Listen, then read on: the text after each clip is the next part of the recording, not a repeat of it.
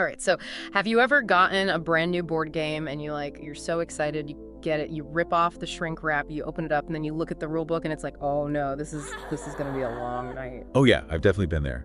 It's like suddenly your excitement just turns into like this mental preparation for, an hour of rule deciphering. Exactly. Come Like, can my little dude move diagonally? Can he do that? Only if he rolls a 7? I mean, who knows? Right. Like sometimes it feels like you need a PhD just to understand how to set up the game. Well, today we are diving into a game that really tries to strike that balance between strategic depth and approachability. We're talking about Ascension Tactics. Ascension Tactics, a miniatures deck building game. So, for anyone unfamiliar with that particular blend of gaining goodness, what exactly does that mean? Okay, so picture this. You and your opponent start with identical decks of cards. Think of it like your starting toolkit. Basic but functional, everyone starts on equal footing. I like the good solid foundation. Exactly. As you play, though, you get to customize that toolkit. You acquire new cards, these heroes constructs, and even these really cool champion miniatures. So these cards aren't just for show. They're actually the engine of the game. They're how you generate resources. Precisely. And there are two main types of resources you'll be managing. We have runes. They're represented by this little gem symbol. You use runes to buy new cards. You're essentially using them to upgrade your toolkit. Okay, so runes are for building up your deck. Yeah. Got it. What about the second resource? So the second resource is power. It's shown as this lightning bolt symbol. Power is what you use to command your champions on the board. Those miniatures we were talking about. You spend power to move them attack and basically make all the cool strategic plays. So that's where the tactics part really comes in. You're not just building a deck, you're actually commanding forces on a battlefield. Exactly. And the goal of all this strategic maneuvering is to be the first player to reach the honor goal for the scenario you're playing. Honor is tracked with these little victory point tokens, and the number you need to win depends on the specific scenario you've chosen from the scenario book. The scenario book. Okay, so that sounds like it adds a lot of replayability. Yeah. Different scenarios, different challenges. It does. Yeah. Each scenario has its own unique setup objectives and even special rules, so it really keeps things fresh and exciting. And what about the theme? I mean, are we just abstractly collecting points, or is there an actual story behind these battles? Oh, there's definitely a story, and it ties into the lore of the Ascension universe. The intro to the scenario book talks about how champions from throughout Ascension's history have been brought to this pocket dimension by a being called Immo. Immo.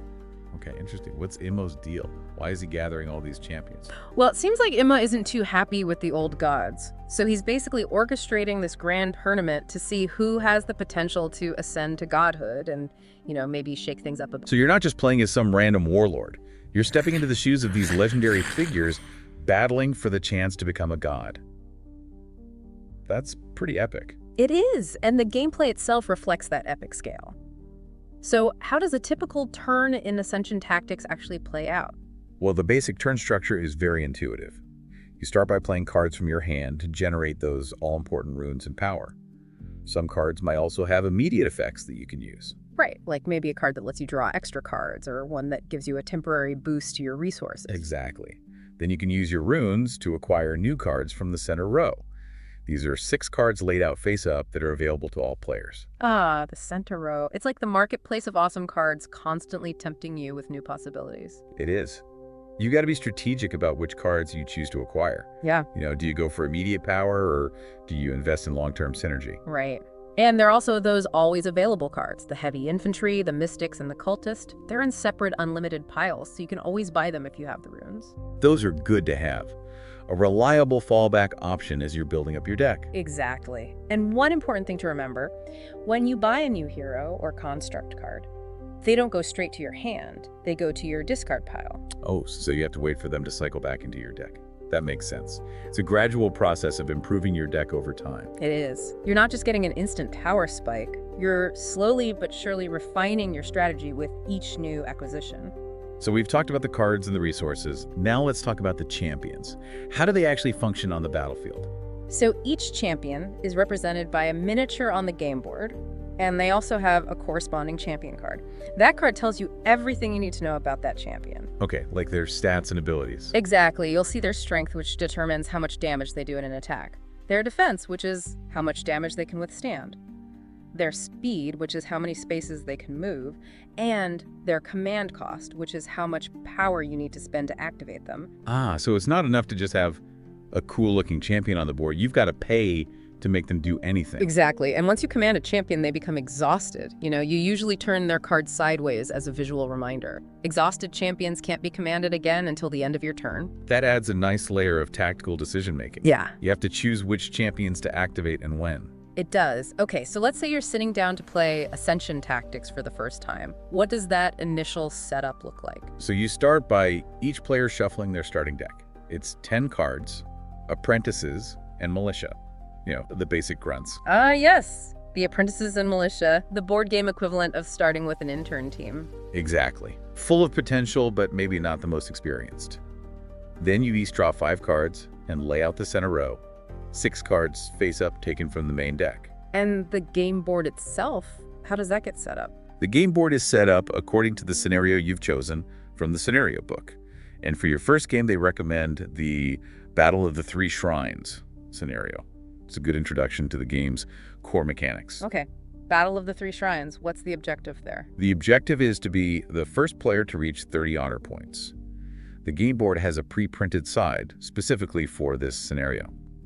You'll see 3 honor shrines, some forest terrain, and starting portal locations for each player. You also place some treasure tokens on designated spaces. Treasure tokens, what do those do? They give you temporary bonuses when you acquire them, like an extra attack or a boost to a champion's strength. Okay, so each player also gets a gateway card. What's the purpose of that? The gateway card determines your player color, and it also gives you 2 power at the start of each turn. The second player actually gets an extra 2 power on their first turn, just to balance things out a bit. So how do champions get onto the board initially? The scenario will tell you which champions each player starts with. You keep them in front of you until you're ready to deploy them. To deploy a champion, you need to command them by paying their command cost, and then you can place them on any unoccupied portal space of your color. All right, so let's walk through a simplified example of a turn in the Battle of the Three Shrines. Let's say it's your first turn. What might you do? So you've got your starting hand of 5 cards. You play a couple of militia cards, which give you a total of 2 runes and 2 power. You decide to use those runes to buy a new hero card from the center row. Maybe one that looks like it'll help you generate more resources in the future. That new hero card goes to your discard pile. Okay, so you've upgraded your deck a bit. What about the power you generated? You use 1 power to command one of your starting champions, and you use their movement to get them closer to one of those central honor shrines. If there was an enemy unit next to you, you could even attack them. And then you end your turn. Yep. You discard any played cards, draw a new hand of 5 cards, and ready any exhausted champions. It's unlikely that you'll control any honor shrines on your first turn, so you won't score any honor points yet. So it's a constant cycle of building up your deck, generating resources, activating champions, and trying to control the board. It is. And there are so many strategic layers to consider, like card synergies. Ah, card synergies. That sounds crucial. It is. As you acquire new cards, you want to look for combinations that work well together. Like some heroes might have the allegiance keyword, which gives you bonus effects if you've played other cards of the same faction that turn. Allegiance. So it's like getting a team bonus for sticking to a particular theme. Exactly. And there are different types of cards that fulfill different roles. You have heroes, which usually have immediate one-time effects. You have constructs, which are like equipment that you attach to champions to give them ongoing bonuses. And then you have the champions themselves, each with their unique abilities. Right, abilities like double attack, where a champion can attack twice. Area attack, where they hit all adjacent enemies. Ranged attacks, slay bonuses for defeating units, and strike back, where they retaliate when attacked. Exactly. And there's always that decision of, do I spend my runes to buy more cards, or do I spend my power to activate my champions? It's a constant balancing act. And what about the Cultist? You mentioned that card earlier. How does that fit into the mix? The Cultist is an interesting one. They're cheap to command. They can attack and interact with objectives, but they can't equip constructs. Oh, so no fancy upgrades for the Cultists. They're more of a bare bones fighting force. Exactly. Yeah. But they can be quite useful, especially in the early game. And the battlefield itself isn't just a blank slate. You've got terrain features to consider, like forests, which block line-of-sight portals where you deploy champions, and of course, the honor shrines themselves. And then there are those special terrain types that some scenarios introduce, like the tainted tiles, which can damage champions, or the enchanted tiles, which have unique effects. right? So you have to think about positioning movement and how to best utilize the terrain to your advantage. Okay, so it sounds like there's a lot of potential for those clutch plays and exciting moments. Can you give an example of what a memorable moment in an Ascension Tactics game might look like? Okay, imagine this. Yeah. You're in a really tight game with your opponent. They're just a few points away from winning, and then bam, the perfect card appears in the center row. Maybe it's an ambush card that lets you immediately deploy a champion anywhere on the board. An ambush card? That sounds like it could really turn the tide of battle. It could. You use the ambush card to drop a powerful champion right next to an honor shrine that your opponent was controlling. And then you use another champion you have on the board, one with double attack, to take out 2 of their key units. Oh man, that's a power move. It is. Or maybe you're in a situation where you need a little extra oomph to take out a tough enemy unit, and you manage to acquire a treasure token that gives your champion a temporary strength boost. Oh yeah, those treasure tokens can be clutch. They can. It's those moments of strategic brilliance and perfectly timed plays that make Ascension Tactics so much fun. I love it. Okay, so we've covered a lot of ground here. Now let's have a little fun. Let's get into some hot takes.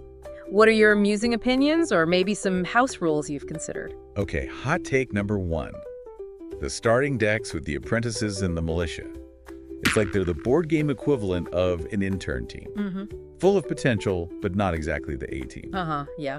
You're definitely eager to upgrade as soon as possible. And sometimes that center row can be so full of good cards that it's almost paralyzing. Yeah. You know, like you're standing in a candy store with only $5. Ah, yes, the dreaded analysis paralysis. So many choices, so little time. And here's a quirky little thing I've always loved.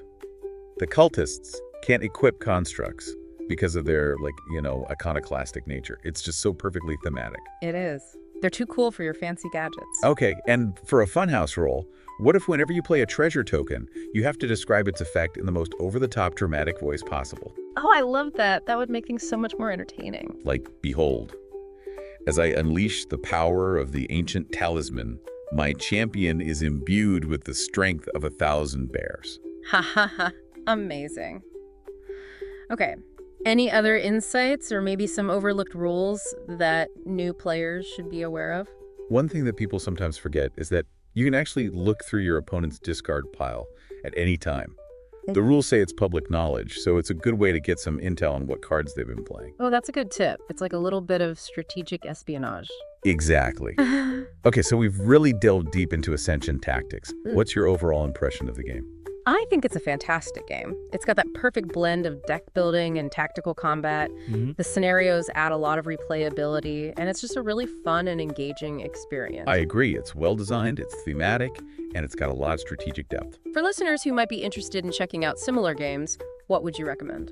Well, if you love the deck building aspect, I'd recommend checking out Dominion or Star Realms. If you're more into the miniatures combat and scenarios, there's Star Wars, Legion, or maybe even Gloomhaven, although that one's a bit more complex. And if you want a game that combines both deck building and miniatures, there's Mage Knight or Clank, a deck building adventure. Those are all great choices. All right, so to wrap things up, if you're ready to dive into the world of Ascension Tactics, remember this. It's not just about what cards you draw, it's about where you deploy them on the battlefield. And with so many different scenarios and champion combinations to explore, what kind of strategy will you come up with to conquer Vigil? What kind of epic stories will you create? That's something for you to ponder until our next deep dive. Until then, happy gaming. See you next time. Bye.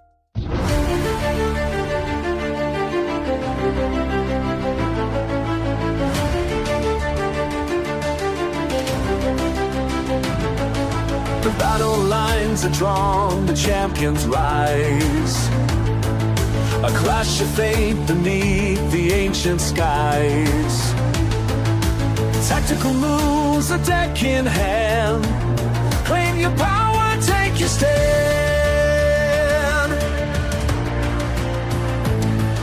Summon the heroes, the legends untold. Forge your strategy, be strong, be bold. From shadows deep to the light we soar. A war of wisdom, this is more. Ascension Tactics, the fight begins. Call your warriors, let fate step in. On the battlefield we stake our claim.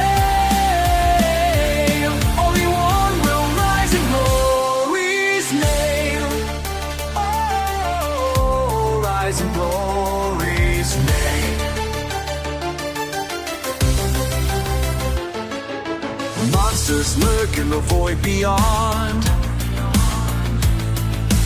Wield your might or you'll be gone. Factions clash, the power flows. Who will stand when the final bell tolls? It's not a feed to the life in me soar. A war of wisdom, this is more. Ascension tactics, so fight begins. Call your warriors, let they step in. Call the found, you'll be stayed by hate. One is warriors made.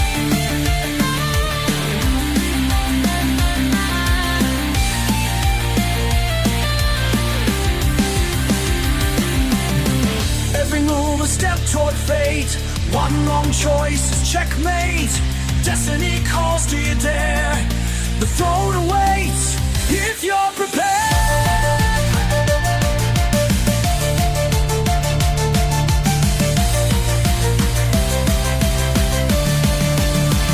Ascension tactics, the fight begins.